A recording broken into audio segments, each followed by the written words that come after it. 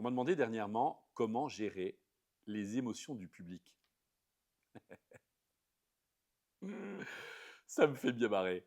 En fait, il y a une chose que je dois vous dire, avant de gérer les émotions du public, il va peut-être falloir apprendre à gérer les nôtres quand on est sur scène. Pour celles et ceux qui ne me connaissent pas, je m'appelle Gilles Viernick. Je suis le fondateur de The School of Speech et d'Impact Academy.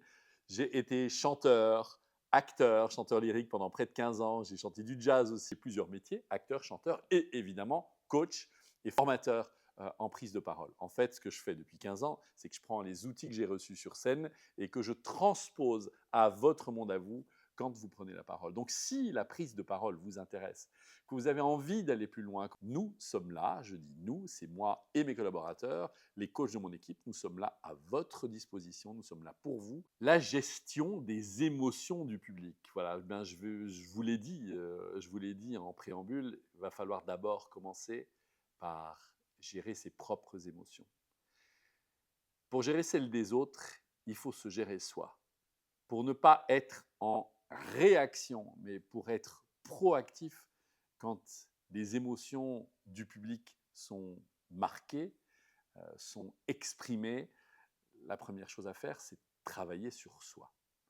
C'est de ne pas être soit comme un papier buvard, soit comme un miroir qui va remballer, un miroir, mais alors un miroir grossissant, qui va renvoyer avec agressivité, avec réactivité l'émotion que vous percevez et donc de rentrer dans un punching ball, dans un ping-pong qui est celui de la réaction en chaîne et donc à un moment de l'explosion, c'est absolument pas ce qu'on veut. Donc apprendre à se gérer soi d'abord. Quels outils? Je vous laisse les trouver, je vous laisse les chercher. Il en existe des centaines, des milliers. Nous aidons évidemment nos participants, nos clients, nos élèves à grandir par rapport à cela. Et si vous avez envie, on en parle.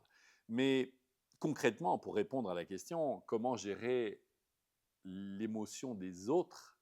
Eh bien, c'est toujours, j'ai bien dit toujours, de reconnaître ce qui se passe en moi lorsque, par exemple, quelqu'un se lève et pose une question avec agressivité. En fait, souvent, cette personne n'est pas là pour poser une question, elle veut dire. Soit elle veut prendre la place, soit elle veut faire savoir qu'elle existe, soit cette personne n'est pas bien, soit cette personne est jalouse, soit on vient appuyer sur des boutons qui sont inconfortables et qui génèrent une émotion que cette personne n'est pas capable de garder en elle. En tout cas, quand une émotion sort et qu'elle n'était pas prévue au programme, parce qu'on peut aussi à certains moments avoir envie de gérer, de générer des émotions fortes auprès du public, ça demande un peu de bouteille, ça demande du travail, et ça demande surtout beaucoup de pratique. Eh bien, le fait de gérer, euh, comme je vous l'ai dit au début, ses propres émotions d'abord, c'est-à-dire de sentir ce qui se passe en soi, en fait, va me permettre ensuite de pouvoir gérer ces émotions à l'extérieur. La première chose à faire, c'est de prendre un temps d'écoute, de silence. Surtout, surtout, ne jamais répondre du tac au tac. Prenez un moment et respirez. Je vous le dirai jamais assez. Respirez. Et dites, waouh, ok. Si vous ressentez ça ou si vous posez cette question, c'est que probablement vous n'êtes pas seul dans la salle à vous poser cette question. Donc déjà, ce que je voudrais faire, c'est proposer à tout le monde de vous applaudir parce que vous avez le courage de vous lever et de poser la question. Je vous invite à applaudir monsieur. Je peux vous demander votre nom, s'il vous plaît? Jacques. Super. Je vous demande à toutes et à tous d'applaudir Jacques.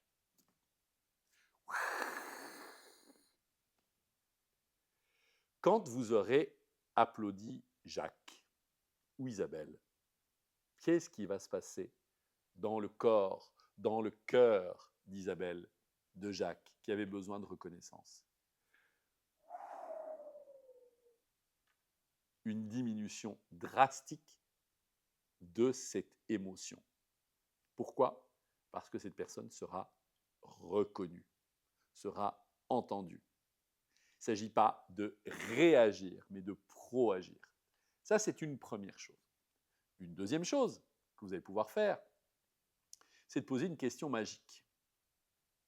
Cette question magique, elle est une clé absolue, une clé universelle. Vous m'écrivez en MP et je me ferai un plaisir immense de vous transmettre cette phrase. S'il s'agit d'une phrase, de quelques mots, 5 mots, qui va désamorcer toute situation tendue, parce que vous permettrez à la personne de passer du cœur, à ce moment-là, elle est dans l'émotion, mais un cœur qui bat la chamade, de passer du cœur à la tête. C'est-à-dire que vous savez ou vous ignorez que le QE est inversement proportionnel au QI, c'est-à-dire que le quotient émotionnel est inversement proportionnel au quotient intellectuel. Si la personne est dans ses émotions, elle ne peut pas être dans sa tête et donc elle est prise par ses émotions. Par cette question, vous allez lui permettre de passer du cœur à la tête et donc de ses émotions à sa réflexion. L'énergie et le ballon vont se dégonfler et vous aurez accès à une personne beaucoup plus présente et beaucoup plus disponible pour établir un dialogue de qualité.